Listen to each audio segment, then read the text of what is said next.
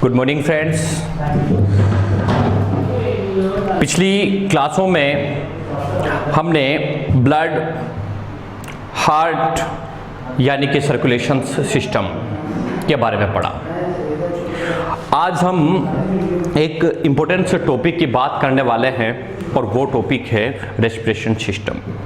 Rate constable, police, SSC exam सभी में इसका प्रश्न पूछा जाता है, इसलिए हमें इस टॉपिक को अच्छी तरह से क्लियरेशंस करना होगा ताकि हमारा जो प्रश्न है वो सही तरीके से हम एग्जाम में क्लियर कर पाएं।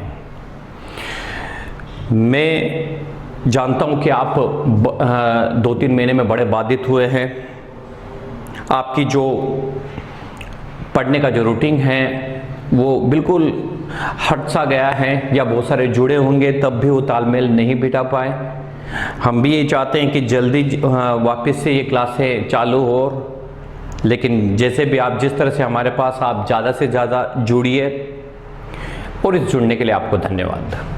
आज मैं रेस्पिरेशन सिस्टम की बात करूंगा, यानी कि मैं श्वसन तंत्र की बात करने वाला हूं।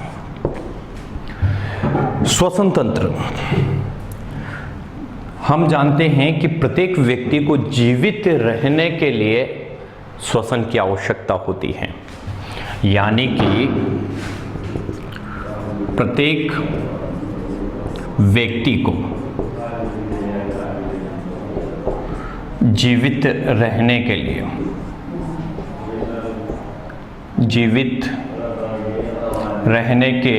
लिए ऑक्सीजन की आवश्यकता होती है।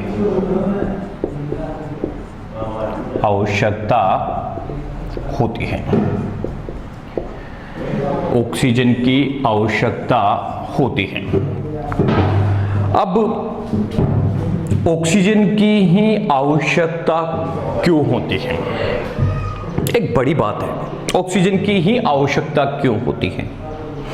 तो फिर आपको ये भी ध्यान रखना होगा कि जीवित रहने के लिए ऑक्सीजन की आवश्यकता के साथ हमें हमारे शरीर में शरीर के पोषण की आवश्यकता होती है, शरीर के पोषण की। और पोषण हमें खाद्य पदार्थों से या फिर भोज्य पदार्थों से प्राप्त होता है। शरीर का पोषण खाद्य पदार्थों या भोज्य पदार्थों से हमें प्राप्त होता है, अर्थात जिससे हमारा पोषण हो सके, क्योंकि इनमें पोषक तत्व विद्यमान होते हैं। अब इन खाद्य पदार्थों का ऑक्सीडेशन करने के लिए हमें ऑक्सीजन की आवश्यकता पड़ती है, यानी कि इन खाद्य पदार्थों का ऑक्सीडेशन करने के लिए किसकी आवश्यकता होती है? ऑक्सीजन की आवश्यकता होती है।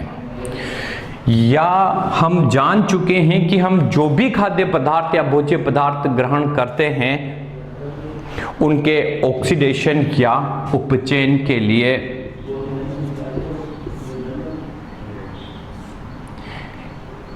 ऑक्सीकरण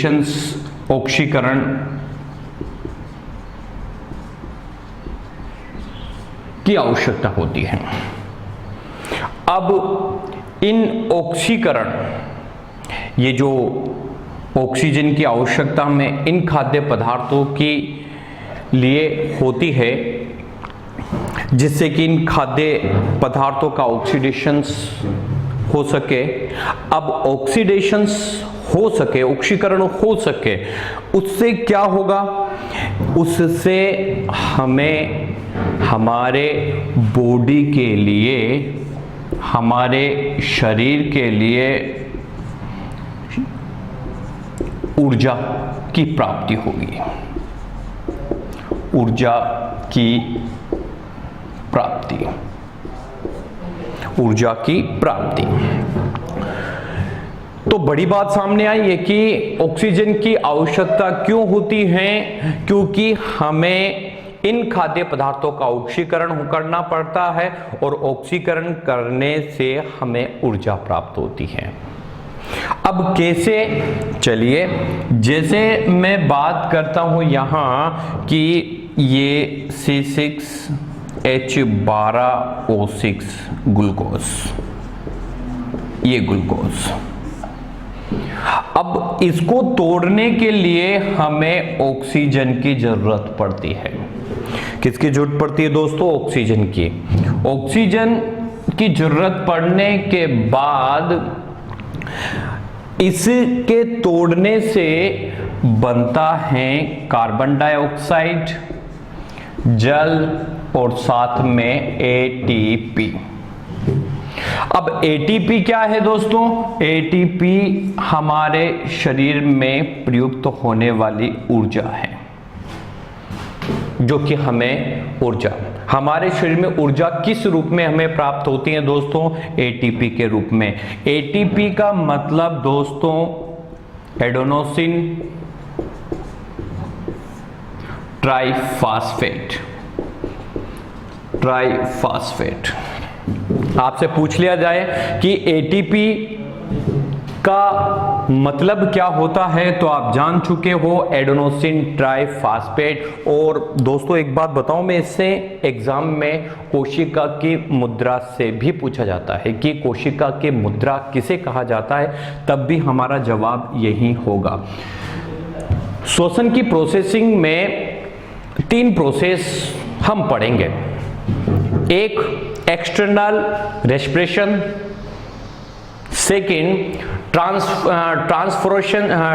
ट्रांसपोर्टेशन ऑफ गैसेस, गैसों का विनिमय, और तीसरा जो प्रोसेस है उसको हम बोलते हैं इंटरनल रेस्पिरेशंस, यानी कि सेलुलर सिस्टम, जो कि कोशिकीय श्वसन के रूप में हम जानते हैं। एक्सटर्नल रेस्पिरेशंस में 2 बातें हम जानते हैं, एक इंस्पिरेशंस जिसको हम निहत श्वसन, एक एक्सप्रेशंस जिसको हम उच्च श्वसन के रूप में जानते हैं, जो कि बाह्य श्वसन के रूप में सम्मिलित होता है।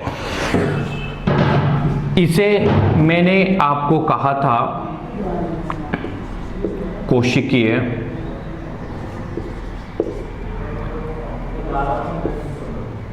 मुद्रा, कोशिकीय मुद्रा।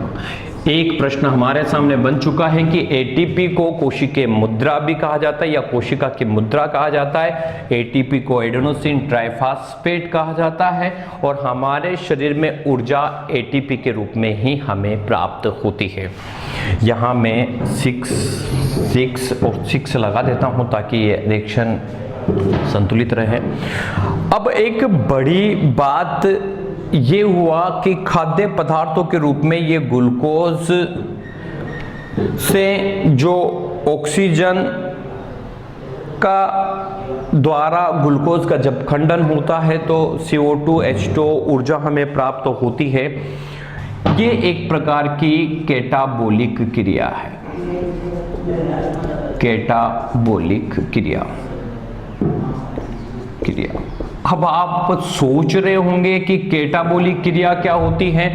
तो दोस्तों जब कोई रिएक्शन, कोई अभिक्रिया के दौरान कोई पदार्थ टूटता है तो इन पदार्थों के टूटने की जो क्रिया है ये कैटाबोलिक क्रिया कहलाती है। और जब कोई नए पदार्थ का निर्माण होता है तो उसे एनाबोलिक क्रिया बोलते हैं और इन्हें सम्मिलित रूप से मेटाबॉलिक कहा जाता है। जैसे श्वसन, मानव में जो श्वसन है, अब ये बात तो आप, मैं नीचे नोट लगाकर आपको एक बात बता रहा हूं कि श्वसन, ये जो श्वसन है ये किनमें? मानव में। ये कौन सी क्रिया है दोस्तों? ये कैटाबोलिक क्रिया है, कैटाबोलिक क्रिया। और अगर मानव में श्वसन की स्थान पर पौधों में प्रकाश संश्लेषण की क्रिया की बात करता मैं, पौधों में प्रकाश संश्लेषण क्रिया, अब आप जानते हो ये क्रिया कहां पर? ये क्रिया पौधों की पत्तियों में क्लोरोफिल के द्वारा संपन्न होती है। ये क्रिया कहां पर? पौधों की पत्तियों में क्लोरोफिल के द्वारा। और ये क्रिया कौन सी क्रिया है? अब देखिए, प्रकाश संश्लेषण की क्रिया में, प्रकाश संश्लेषण की क्रिया में स्टार्च का निर्माण होता है, तो नया उत्पाद बन रहा है दोस्तों, इसलिए हम इस क्रिया को एनाबॉलिक क्रिया बोलते हैं। और जब किसी पदार्थ का खंडन होता है तो उसे हम कैटाबॉलिक क्रिया बोलते हैं। तो ये कौन सी क्रिया हुई? एनाबॉलिक, एनाबॉलिक क्रिया, एनाबॉलिक क्रिया। और अगर मैं दोनों क्रिया एक साथ की बात करूं तो वो मेटाबॉलिक क्रिया कहलाती है, ये मेटाबॉलिक क्रिया कहलाती है। तो आपने देखा कि श्वसन जो क्यों आवश्यकता होती है कि प्रत्येक व्यक्ति को जीवित रहने के लिए श्वसन की आवश्यकता होती है, क्योंकि जब भी हम कोई खाद्य पदार्थ को ग्रहण करते हैं तो इस खाद्य पदार्थों को तोड़कर हमें ऊर्जा प्राप्त करनी होती है, और ये ऊर्जा से हम अपने दैनिक कार्य करते हैं, यानी कि दैनिक कार्यों के लिए ऊर्जा की आवश्यकता होती है। ये ऊर्जा हमें एटीपी के रूप में प्राप्त होती है, जिसको हम एडेनोसिन ट्राइफॉस्फेट कहते हैं। जैसे मैंने आपको बताया कि ग्लूकोज ऑक्सीजन का खंडन करके कार्बन डाइऑक्साइड, जल और एटीपी का निर्माण करती है। इसके दौरान हमने ये भी जाना कि किसी भी पदार्थ के तोड़ने की क्रिया कैटाबॉलिक और कई नए उत्पाद के बनने की क्रिया एनाबॉलिक, और इन्हें संयुक्त रूप से अगर दोनों क्रियाएं होती है तो उसे हम मेटाबॉलिक कहते हैं। अब ये ऑक्सीजन हमारे शरीर में पहुंचती कैसे हैं, किस तरह से ये हमारे शरीर के अंदर जाती हैं? तो चलिए दोस्तों,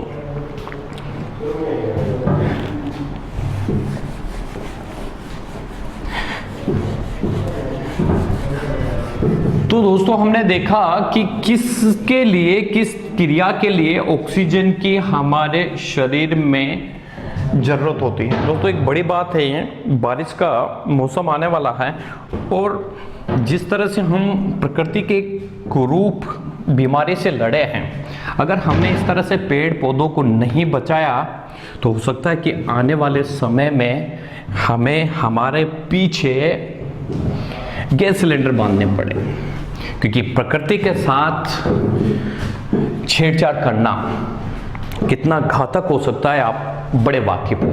इसलिए हो सके तो प्रत्येक व्यक्ति एक ना एक पेड़ जरूर लगाए। श्वसन तंत्र की क्रिया में जब हम बात करते हैं ऑक्सीजन, तो ये ऑक्सीजन हमारे शरीर में ब्लड के द्वारा, रुधिर के द्वारा, ये रुधिर के द्वारा हमारी सेल्स तक पहुंचती है, सेल्स तक पहुंचती है, और सेल्स से कार्बन डाइऑक्साइड वापिस फेफड़ों तक पहुंचती है, वापिस फेफड़ों तक पहुंचती है। ये प्रोसेस ट्रांसपोर्टेशन ऑफ गैसेस, गैसों का विनिमय होता है कि जो क्रिया लंग्स में संपन्न होती। अब ये ऑक्सीजन ब्लड तक और ब्लड में सेल्स तक किस तरह से पहुंचती हैं, और इसके पहुंचने के साथ किस तरह से कार्बन डाइऑक्साइड निर्माण होकर लंग्स तक पहुंचता है, लंग्स तक, फेफड़ों तक पहुंचता है। यानी कि इनकी क्रिया में लंग्स, फेफड़े भाग लेते हैं, इसलिए इस श्वसन तंत्र को पल्मोनरी सिस्टम के रूप से भी जाना जाता है दोस्तों। इसलिए कभी आपसे पूछा जाए कि श्वसन तंत्र को हम क्या बोल सकते हैं, तो इसे हम पल्मोनरी सिस्टम भी कहते हैं, पल्मोनरी सिस्टम, पल्मोनरी सिस्टम। तो इस श्वसन तंत्र को पल्मोनरी सिस्टम भी कहते हैं, क्योंकि इसमें ऑक्सीजन, लंग्स से ऑक्सीजन ब्लड के द्वारा सेल्स तक, और सेल्स से वापिस CO2, जब इससे CO2 का निर्माण होता है तो ये वापिस लंग्स तक पहुंचता है, और लंग्स से फिर इसे वापिस बाहर छोड़ दिया जाता है। अब इनके लिए हमारे शरीर में किन अंगों की आवश्यकता होती है, उन अंगों की हमें जानकारी होना चाहिए ताकि हमें प्रत्येक प्रश्न क्लियर हो। तो चलिए, इसके लिए हमें किन अंगों की आवश्यकता होती है, इसको मैं समझाने के लिए आपको एक डायग्राम पर ले चलता हूं, जहां से आप इसे अच्छी तरह से क्लियर कर पाए। चलिए देखते हैं।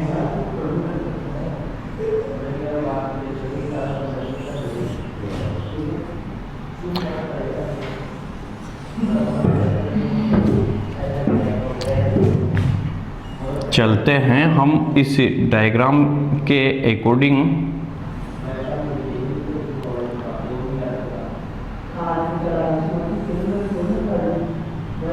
चलिए, इस पार्ट को मैं नोज, और ये आप जानते हो इसको मैं माउथ, और ये जो भाग मैंने बनाया है इसको हम नेजल कैविटी बोलते हैं, नेजल कैविटी, गुहा। ये जो भाग है इसको हम बोलते हैं फेरिक्स, फेरिक्स या फेरिक्स, इसको हम बोलते हैं फेरिक्स। ये जो भाग है इसको हम क्या बोलते हैं, फेरिक्स। फेरिक्स के भी 3 भाग होते हैं जो हमें पता होता है, एक नोजल फेरिस, नोजल फेरिक्स, दूसरा नोजल फेरिक्स ये वाला इसे हम बोलते हैं नोजल फेरिक्स, इसको हम नोजल फेरिक्स बोल सकते हैं, फेरिक्स, इसको हम नोजल फेरिक्स कहते हैं। इसको, इसके आगे वाले जो इस भाग को हम ओसो फेरिक्स कहते हैं, ओसो फेरिक्स, फेरिक्स। और ये जो पार्टीशंस होता है इसको हम लेरिगो फेरिक्स कहते हैं, लेरिगो फेरिक्स, लेरिगो फेरिक्स। यानी कि 3 भाग हुआ। फेरिक्स के भी एग्जाम में पूछा नहीं जाता है, पर ध्यान रखिए इस फेरिक्स के भी 3 भाग होते हैं, एक नोजल फेरिक्स, एक ओसोफेरिक्स, एक लेरिगो फेरिक्स। ओसोफेरिक्स, ओसोफेरिक्स और एक लेरिगोफेरिक्स, लेरिगोफेरिक्स। यहां से आगे की ओर मैं बढ़ूं तो एक भाग होता है, इसको मैं थोड़ा सा यहां पर इस तरह से कन्वर्टिंग कर लेता हूं, और ये इस भाग पर, ये जो भाग मैंने आपके सामने बनाया है इसको बोलते हैं एपिग्लोटिस, एपिग्लोटिस, इसको हम बोल सकते हैं एपिग्लोटिस। एपिग्लोटिस, एपिग्लोटिस का अगर हम कार्य जाने तो हम जानते हैं कि एपिग्लोटिस हमारे शरीर में क्या करता है, तो यह भोजन को श्वास नली में जाने से रोकता है। एपिग्लोटिस का कार्य मैं यहाँ पर लिखूं आपके सामने, तो इसका क्या क्या क्या कार्य हुआ, तो ये भोजन को श्वास नली में जाने से रोकता है। ये भोजन को श्वास नली में जाने से रोकता है। एपिग्लोटिस के जस्ट मैं नीचे आगे की ओर बढ़ूं तो फिर मैं बात करता हूं इस भाग की, और ये भाग दोस्तों कहलाता है लेरिक्स। क्या कहते हैं इसको? इस भाग को हम कहते हैं, इस भाग को हम लेरिक्स कहते हैं। लेरिक्स का नाम आपके दिमाग में आते ही समझ गए होंगे कि लेरिक्स का मतलब ये एक वॉइस बॉक्स है। इसको हम वॉइस बॉक्स, जहां पर वॉइस बॉक्स, जिसको हम ध्वनि यंत्र के नाम से भी जानते हैं, ध्वनि यंत्र, क्योंकि यही साउंड को रिड्यूस करता है, साउंड को उत्पन्न करता है। हमें जब बोलने की, जब ये ध्वनि जो हमारे मुंह से निकलती है, उस मुंह या ध्वनि को उत्पन्न कौन करता है दोस्तों? लेरिक्स, यानी कि ये ध्वनि को उत्पन्न करता है, ये साउंड को रिड्यूस करता है, रिड्यूस करता है। इसके बाद मैंने इसके आगे इस तरह से ये कन्वर्ट कर दिया दोस्तों, और ये इस तरह से मैंने 2 पाइप कन्वर्ट कर दिए। ये जो भाग होता है यहां पर, ये जो भाग होता है ये कैरिकोइड होता है, कैरी या क्राइकोइड, क्राइकोइड, क्राइकोइड, क्राइकोइड। ये कोटिलेज मसल्स से बना होता है, कोटिलेज मसल्स, ये कोटिलेज मसल्स से बना होता है, कोटिलेज मसल्स से बना होता है। और इसी के नीचे कोटिलेज रिंग पाई जाती है दोस्तों। ये इस तरह से, ये अब आप सोचो कि इस तरह से मैंने ये जो बनाया है, इसमें ये 2 पाइप आपको दिख रहे होंगे, पहला ये वाला है और दूसरा ये वाला है दोस्तों। तो फर्स्ट वाले भाग को मैं बोलता हूं ट्रेकिया, जिसको हम श्वास नली कहते हैं दोस्तों। दूसरा जो पाइप है, ये पाइप फूड पाइप कहलाता है, जिसे इसोफेगस कहते हैं, जिसे क्या कहते हैं? इसोफेगस। ये जो भाग हैं इसको हम बोलते हैं ट्रेकिया, ट्रेकिया, ट्रेकिया। अब दोस्तों इस ट्रेकिया की जो लंबाई है ये 10 से 11 सेंटीमीटर होती है। कितनी होती हैं? 10 से 11 सेंटीमीटर। याद रखने के लिए मैंने लिख दिया 10 से 11 सेंटीमीटर ट्रेकिया की। ये इसको हम क्राइकोइड बोलते हैं, जो कि कोटिलेज मसल्स से बनी होती है। और ये जो भाग है इसको हम ट्रेकिया बोलते हैं। और ट्रेकिया की जो लंबाई होती है दोस्तों कितनी होती है? 10 से 11 सेंटीमीटर। और ये ट्रेकिया में इस तरह से, इस ट्रेकिया में इस तरह से, ट्रेकिया में इस तरह से कोटिलेज मसल्स रिंग होती है, कोटिलेज मसल्स रिंग। और इसका जो शेप होता है, ये शेप होता है सी आकार का। ये जो शेप होता है ये सी आकार का होता है, यानी कि इसमें सी आकार के हम बोल सकते हैं छल्ले पाए जाते हैं। रिंग या छल्ले जिसको हम बोलते हैं, इनकी संख्या 16 से 20 तक होते हैं। 16 से 20 तक इनकी संख्या होती है। अब आप सोच रहे होंगे कि ये करते क्या है, तो ये ट्रेकिया को सिकुड़ने से बचाते हैं या चिपकने से रोकते हैं। क्या ये सी आकार के जो छल्ले हैं ये ट्रेकिया को सिकुड़ने से एवं चिपकने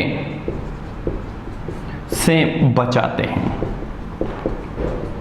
तो आपको समझ गए कि अब आपसे एग्जाम में पूछा जाए कि सी आकार के छल्ले की संख्या बताइए, तो 16 से 20 क्या करते हैं, ये ट्रेकिया को चिपकने से रोकते हैं या सिकुड़ने से बचाते हैं, ताकि श्वास नली चिपके नहीं और श्वसन की जो ये क्रिया है वो नियमित रूप से रेगुलर होती जाए। और ट्रेकिया कहां होता है, तो आपको पता हो गया कि ट्रेकिया कहां होता है, लेरिक्स के नीचे। और ये ट्रेकिया चेस्ट के अंदर, चेस्ट, अब मैं चेस्ट नहीं बोलूंगा, अब मैं इसको बताऊं कि चेस्ट के चारों ओर जो घिरा हुआ भाग होता है उसे थेरोसिस कैविटी कहते हैं। पूरा जो भाग है वो थेरोसिस कैविटी कहलाता है। और ये ट्रेकिया थेरोसिस कैविटी में प्रवेश करता है दोस्तों। कहां पर, थेरोसिस कैविटी में प्रवेश करने के बाद ये प्राइमरी ब्रोंकाई के रूप में कन्वर्ट होता है। और प्राइमरी ब्रोंकाई के रूप में यह लेफ्ट एंड राइट साइड में इंटर करता है। राइट साइड में ये 3 ब्रांच में बढ़ जाता है और लेफ्ट साइड में ये 2 ब्रांच में बढ़ता है।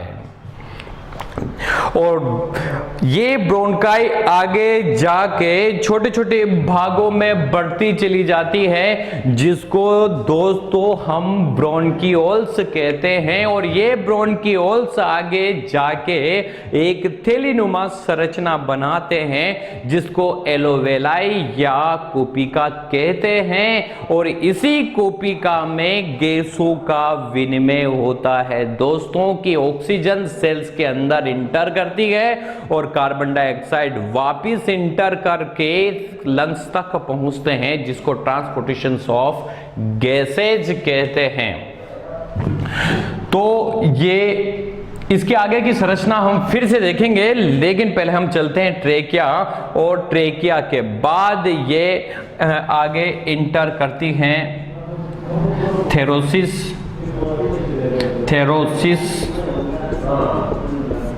कैविटी में। और थेरोसिस कैविटी में जाने के बाद ये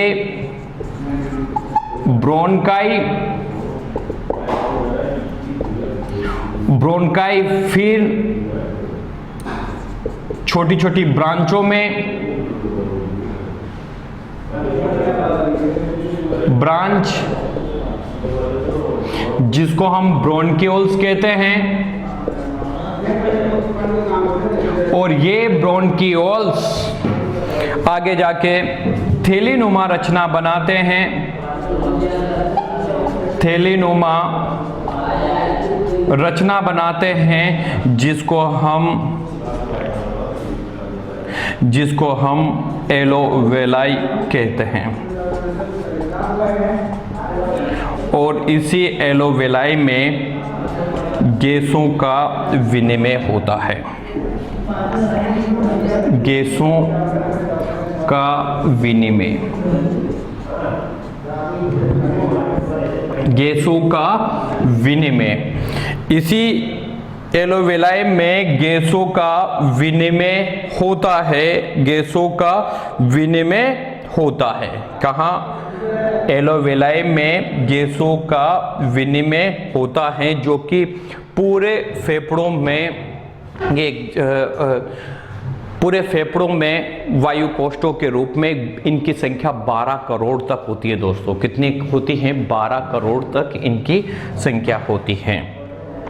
तो दोस्तों आपने देखा कि ये कौन कौन से इसमें अंग भाग लिए। तो रेस्पिरेटरी सिस्टम में जो अंग भाग ले रहे हैं उनमें पहला जो नाम है दोस्तों उसका नाम है नोज। दूसरा जो भाग है उसको हमने फेरिक्स कहा है, जिसको हमने क्या कहा है दोस्तों? इसको हमने फेरिक्स कहा है, फेरिक्स। फेरिक्स के बाद हम तीसरे नंबर पर चले। इनका क्रम भी हमें ध्यान रखना है, बहुत बार क्रम से भी प्रश्न पूछ लिया जाता है और हमें पता नहीं होता है कि कौन सा भाग पहले आएगा, इसके बाद क्या आएगा।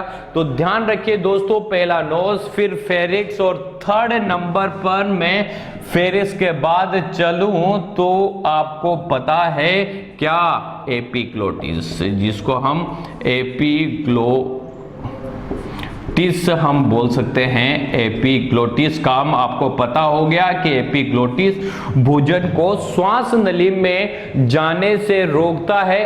अर्थात ये जो ग्लोटिस हैं, ये एपिग्लोटिस की मैं बात करूं दोस्तों तो यहां इस भाग में लेरिक्स में एक लिफ या पत्ती जैसा संरचना या एक वाल्व होता है। ध्यान से सुनिए मेरी इस बात को कि लेरिक्स के इंटर पर, प्रवेश द्वार पर एक लिफ या पत्ती जैसी संरचना या वाल्व होता है। जैसे ही हम भोजन को निगलते हैं तो उस निगलने के दौरान क्या होता है? एपिग्लोटिस ट्रेकिया के प्रवेश द्वार को बंद कर देता है और बंद कर देने से ये भोजन श्वास नली में न जाकर फूड पाइप में इंटर करता है और इंटर होने के बाद ये आहार नाल में पहुंचता है। मैंने आपसे कहा भी था कि ये ट्रेकिया, जिसको हमने श्वास नली कहा था दोस्तों, और ये दूसरा जो पाइप था, ये पाइप था फूड पाइप, और इसको मैंने आपसे इसोफेगस कहा था दोस्तों। इसोफेगस यानी कि हमारे यहां इस श्वास नली में इस तरह से दो पाइप लगे हुए होते हैं। एक पाइप श्वास नली का पाइप होता है दोस्तों, और इसके पीछे फूड पाइप होता है जिसको हम क्या कहते हैं? इसोफेगस कहते हैं, जो कि हमारे आमाशय में जाकर खुलता है। इसके बाद एपिग्लोटिस के बाद हमने देखा फोर्थ पॉइंट, और वो था दोस्तों कौन सा? मैंने आपको बताया, जिसको हमने लेरिक्स कहा। जिसको हमने क्या कहा दोस्तों? लेरिक्स। लेरिक्स को हमने साउंड रिड्यूस करने वाला भाग माना, यानी कि इसे ध्वनि उत्पादन बिंदु कहा जाता है, ध्वनि उत्पादक क्षेत्र कहा जाता है। पक्षियों में या बर्ड्स जो होती हैं इसमें इसे दोस्तों क्या कहा जाता है? इसे तो हम मनुष्य में तो इसे लेरिक्स या स्वर यंत्र कहा जाता है, जबकि पक्षी या बर्ड्स में जो ध्वनि या साउंड को रिड्यूस करते हैं उसे सेरिक्स कहा जाता है। ध्यान रखिए दोस्तों, उसे सेरिक्स कहा जाता है। इसी के बाद थर्ड पॉइंट, इस के बाद हम 4 पॉइंट पर जुड़े और 4 पॉइंट पर हम पहुंचे दोस्तों ट्रेकिया पर। किस पर? ट्रेकिया। 6 पॉइंट पर ये ट्रेकिया थेरोसिस कैविटी के अंदर इंटर करके ये कहां पहुंचता है दोस्तों? ये 2 ब्रांचेज के रूप में बढ़ जाता है, और ये 6 नंबर पर हम जुड़े ब्रोनकाई पर। ब्रोनकाई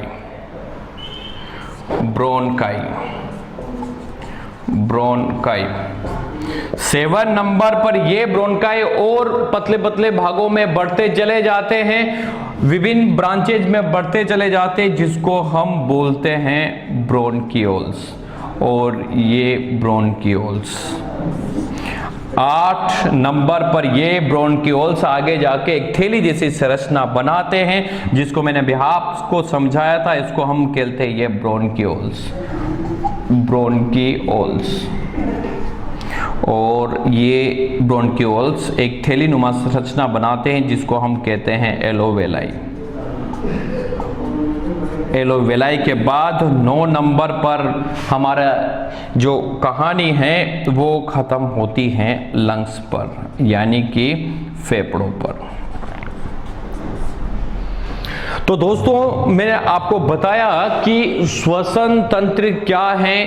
खाद्य पदार्थों के विखंडन से इसी के दौरान हमें ऊर्जा मिलती है और इसमें नॉज, फेरिक्स, एपिग्लोटिक्स, लैरिक्स, ट्रेकिया, ब्रोंकाई, ब्रोंक्यूल्स, एलोवेलाई, लंग्स, ये सब प्रोसेसिंग भाग लेते हैं।